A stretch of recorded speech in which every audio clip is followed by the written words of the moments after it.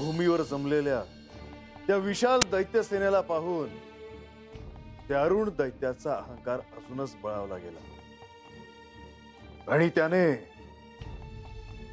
देवांवर आक्रमण करण्याची आज्ञा दिली।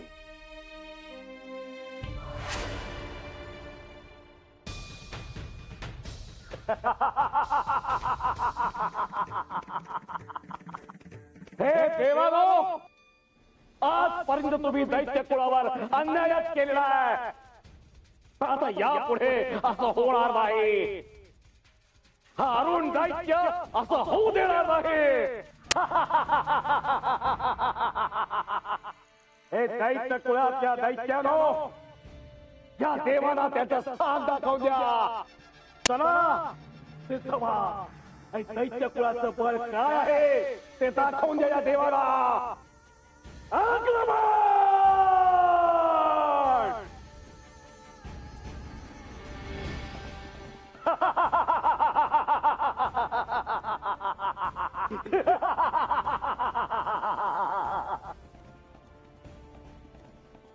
दैत्य कुळाचा विजय झाला। दैत्य सेनेचा विजय असो। दैत्य सेनेचा। देव आणि दैत्य यांच्या तुंबळ असे युद्ध झाले। अशा भीषण अशा या युद्धात देव आणि दैत्य यांनी आपल्या असीम बळाच्या जोरावर आपापल्या शक्तीचे प्रदर्शन दाखवले। कित्येकांनी अनेक वीरांना लोळवले आणि आता या युद्धात काय होणार आहे हे स्पष्टच दिसत होतं। म्हणजे आता देवानी कितीही काहीही केलं तरी त्यांना त्यांच्या पराभवाला सामोरे जावे लागणार होतं आणि घडलंही तसंच। अरुण दैत्याला मिळालेल्या वरदानामुळे दैत्य सेनेला जणू नवसंजीवनीच मिळाली होती। आपल्या दैत्य राजाला आता मरण नाही हे त्यांच्या ध्यानात आलं आणि ही दैत्य सेना अत्यंत त्वेषाने लढून त्यांनी विजय संपादन केला। देवसेना घाबरून पळू लागली। दैत्य सेनेचा विजय झाला आणि देवसेनेचा पराभव। सर्वत्र दैत्य सेनेच्या विजयाचा जयघोष सुरू होता। दैत्य सेना आनंदित होती आणि देवसेना मात्र चिंतेत होती। वैद्य देवा, आता तुम्ही सांगा कशी काय काळजी नाही करायची। अहो, एखाद्या राक्षसाने एवढं समज मिळालं आहे म्हणल्यावर तो समजायची त्रास देणारच। होय, आणि पराभव झालेली देवसेना, चिंतेत असलेली देवसेना कैलासात आली।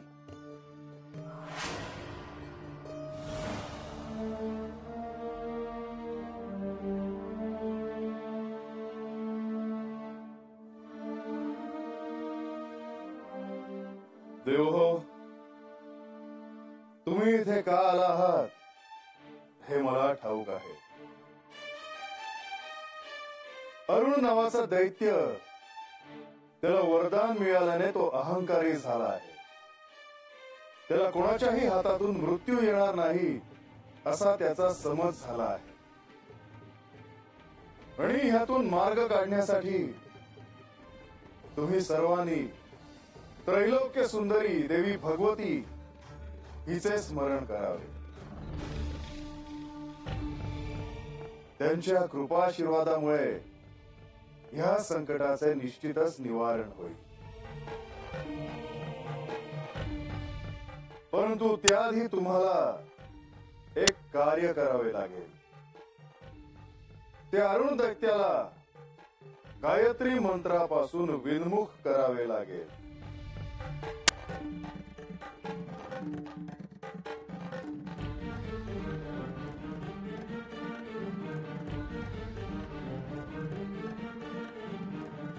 देवगुरु, आज्ञा असावी प्रभू।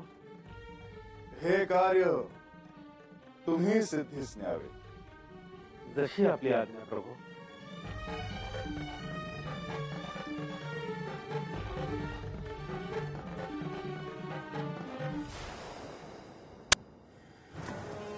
दैत्यराज अरुण यांचा विजय असो.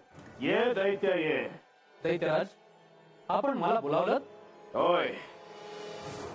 यापुढे सर्वदूर केवळ दैत्यांचाच विजय व्हावा याकरता मी देवाशी युद्ध केला. पण आता त्यानंतर काय परिस्थिती आहे हे जाणून घेण्यासाठीच मी तुला इथे बोलावलंय. आपण कठोर साधनेने ब्रह्मदेवांना प्रसन्न करून घेतलं. कुठल्याही युद्धामध्ये आपला मृत्यू होणार नाही असे वरदान मिळवलेत. आणि त्यामुळे आज सर्वदूर दैत्य कुळाचंच वर्चस्व लक्षात येत आहे. सर्वदूर दैत्य कुळाचा जय जयकार होतोय. त्याच्याच विजयाचं चित्र दिसतंय. केवळ युद्धातच नव्हे तर स्त्री, पुरुष, द्विपाद किंवा चतुष्पाद प्राण्याकडून माझा मृत्यू होणार नाही असं वरदान मी मिळवलंय. पण दैत्यराज, तुम्हाला खरं तर अमरत्व मिळायला हवं होतं. तसं वरदान तुम्हाला मिळालं नाही. जरी मला तसे थेट वरदान मिळाले असले तरी हे वरदान देखील अमरत्वासारखेच आहे. हे मात्र खरं दैत्यराज. दैत्यराज, त्यामुळे आज सर्वदूर दैत्य कुळाचंच वर्चस्व लक्षात येत आहे. आणि दैत्यराजचे देव आपल्याला घाबरून कुठेतरी पळून गेलेत. आता यापुढे सर्वत्र फक्त दैत्य कुळाचं स्मरण केलं जाणार. दैत्यराज अरुण यांचा विजय असो. दैत्यराज अरुण यांचा विजय असो.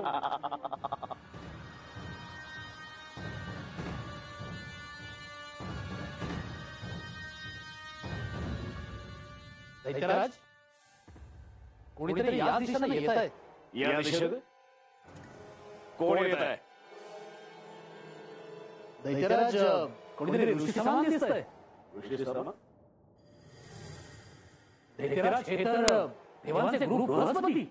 अरे साक्षात बृहस्पती. यावं यावं यावं बृहस्पती. आज इकडे कसं काय येणं केलं? का माझ्या येण्याचं तुला आश्चर्य का वाटत आहे? कारण तुम्ही देवांच्या पक्षातले आहात म्हणून. आणि तुम्ही इकडे येण्यात नक्कीच काहीतरी कट असणार. तू असं का म्हणतो आहे हेच मला कळत नाही. वस्तुतः मी तुझ्याच पक्षातला आहे. माझ्या पक्षातला? हो. आणि ते कसं? अरुण, तू आज दैत्यराज आहेस. तुझ्या साधनेनं प्रत्यक्ष ब्रह्मदेवाला प्रसन्न करून तू वरदान मिळवलेलं आहेस. पण पण पण काय? पण काय बृहस्पती? पण प्रत्यक्षात तुझ्या माता भगवतींची उपासना करतोस. त्या माता भगवतींची मी देखील उपासना करतो हे तू ध्यानात ठेवायला हवेस. मी जरी देवांचा गुरु असलो, त्यांचा मार्गदर्शक असलो, तरी त्याआधी मी माता भगवतीचा उपासक आहे हे मी कसे विसरू? आणि तसा तू देखील उपासक आहेस. आणि म्हणून मी तुला म्हणालो की मी तुझ्याच पक्षातला आहे. जर तुझा माझ्यावर विश्वास नसेल तर मी निघालो. थांबा बृहस्पती. राज, तुम्ही सत्य बोलत आहात यावर माझा विश्वास बसलाय.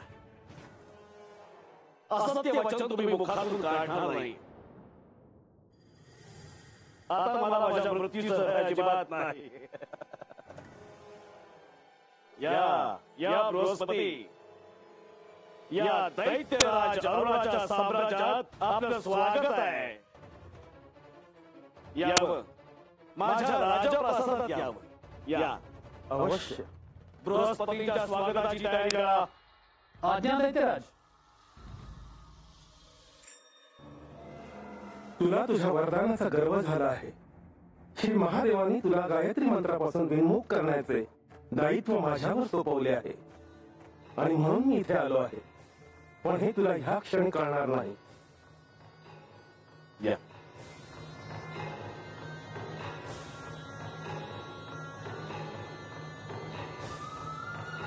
देवा, तुम्ही त्यासनी असं सांगितलं का त्या राक्षसासनी गायत्री देवींची प्रार्थना करू द्यायची नाही म्हणून? कधी कधी सृष्टीच्या रक्षणार्थ असे काही निर्णय घ्यावे लागतात. त्या दैत्याला अहंकार झाला होता आणि तो अहंकार दडपणं तेही अत्यंत आवश्यक होतं. होय देवा, तुम्ही असं का केलं हे आता आलं माझ्या ध्यानात. त्याला हे जाणून द्यायचं होतं की ह्या सृष्टीचं अस्तित्व हे कशामुळे आहे.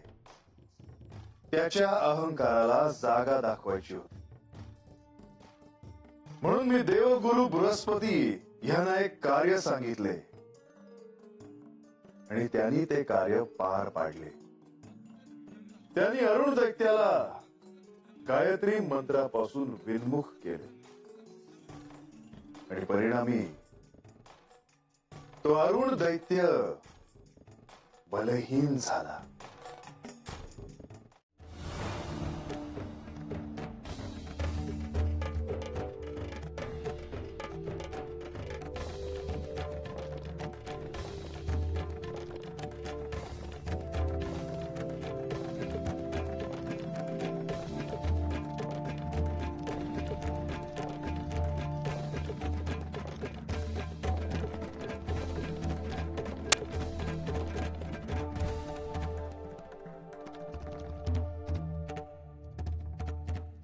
तुम्हा सर्वांची प्रार्थना माझ्यापर्यंत पोहोचली आहे.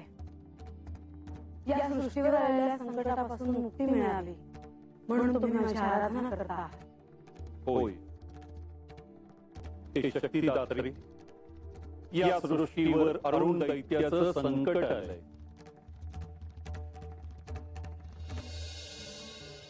त्यांनी आपल्या तपानी मला प्रसन्न करून घेतलं होतं आणि वर मिळवला होता. आणि त्या वरामुळे त्याला कोणी मारू शकत नाही या अहंकाराने तो अंध झाला असेल. होय, अरुण दैत्याने पाताळातून प्रचंड सैन्य आणून देवांवर आक्रमण केले. देवांचा युद्धात पराजय केलाय. हे जगज्जननी, आता तुम्ही सृष्टीला या संकटातून वाचवू शकता. ब्रह्मदेव, तो दैत्य हा देखील या सृष्टीचाच भाग आहे. त्याची तप करून प्रबळता मिळवण्याची लालसा माझ्या ध्यानात येते आहे. पण याचा अर्थ असा नाही की त्याला शासन होणार नाही. हे विश्वमाते, हे देवी, या संकटातून तुम्ही सर्वांची मुक्तता करू शकता. म्हणूनच सर्व देव तुमची आराधना करत होते. हो, त्यांना त्यांच्या कर्माचे शासन मिळेल. मी त्यांना शासन करेन. त्या दैत्याचा कोणत्याही स्त्री, पुरुष, द्विपाद, चतुष्पाद प्राण्याकडून मृत्यू होणार नाही असा वर मिळाला आहे. पण आता त्याचा मृत्यू यापैकी कोणाकडूनही होणार नाही.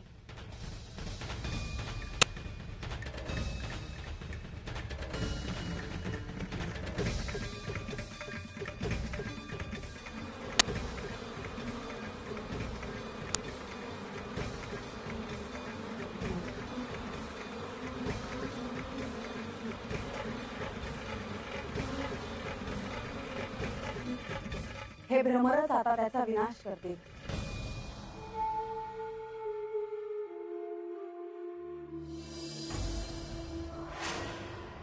देवा, तुम्ही मला ज्या देवीची गोष्ट सांगत होते त्या म्हणजे या भ्रामरी देवीच नव्ह?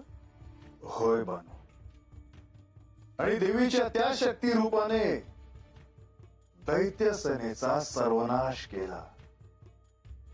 आणि तेही केवळ भ्रमरांच्या सहाय्याने. देवसेनेने केलेल्या आव्हानामुळे भ्रामरी देवी प्रसन्न झाली आणि तिने आपल्या स्वभावात असणाऱ्या भ्रमरांना त्या दैत्य सेनेवर चाल करण्याची आज्ञा दिली. देवीच्या स्वभावात असणाऱ्या भ्रमरांपासून असंख्य अशा भ्रमरांची उत्पत्ती झाली.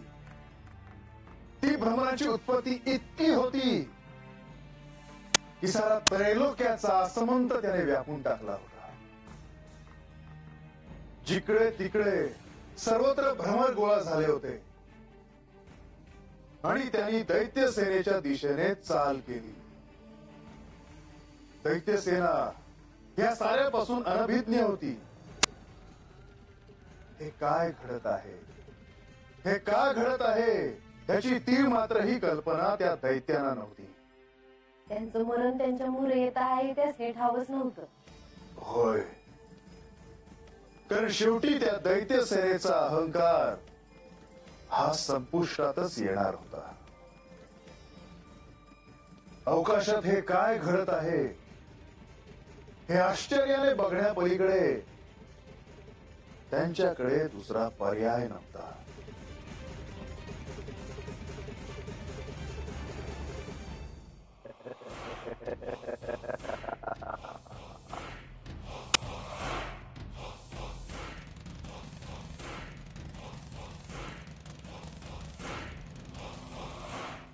अरे हे काय अवकाशात अचानक अंधकार कसा काय झाला?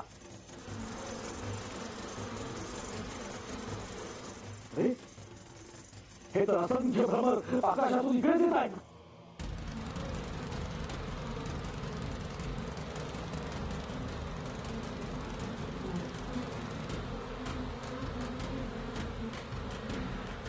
दैत्यानो, घाबरू नका. हे भ्रमर आपल्याला काही करू शकणार नाहीत.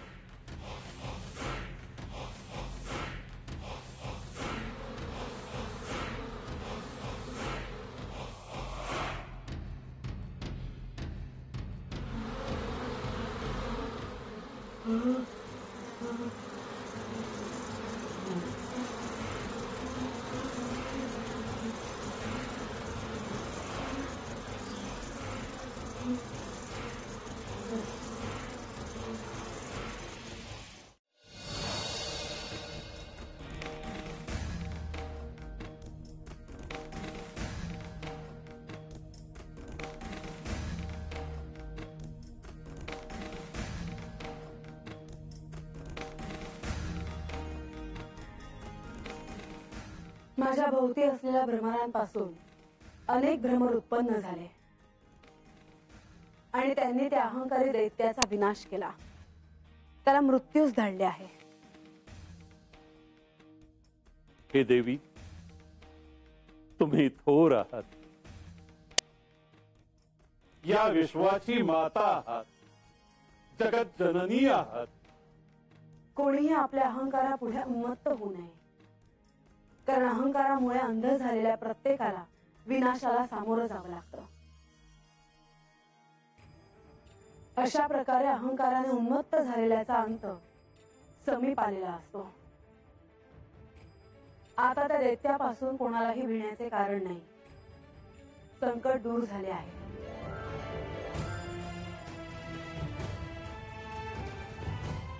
शुभम भवतु.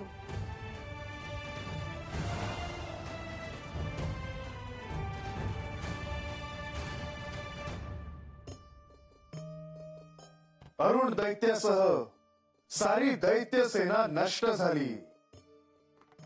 त्रैलोक्यात पुन्हा चैतन्याचे वातावरण सर्व दूर झाले.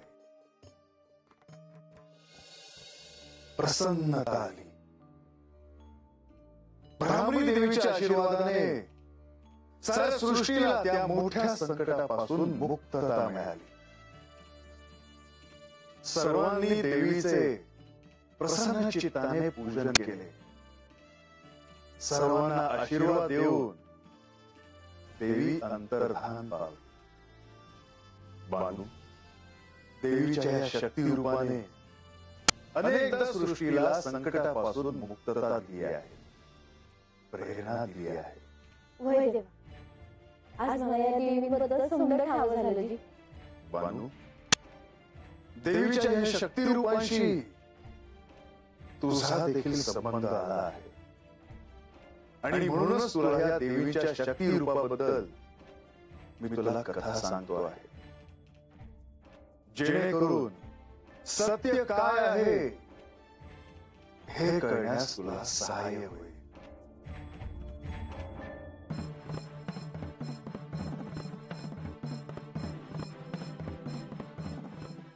देवी, माझा तुमचा काय संबंध आला आहे मला ठाव नाही बघा. पण मला एकच ठाव आहे का मला समजलं खरं कळावं. महाराष्ट्राच्या अगोदर मला ते कळालं असं मी त्यासाठी सांगितलेलं आहे.